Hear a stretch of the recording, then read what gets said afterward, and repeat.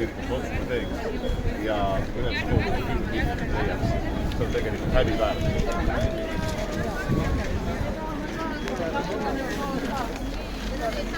Nii, kuigi me palju turnevad, siis täna saanud 10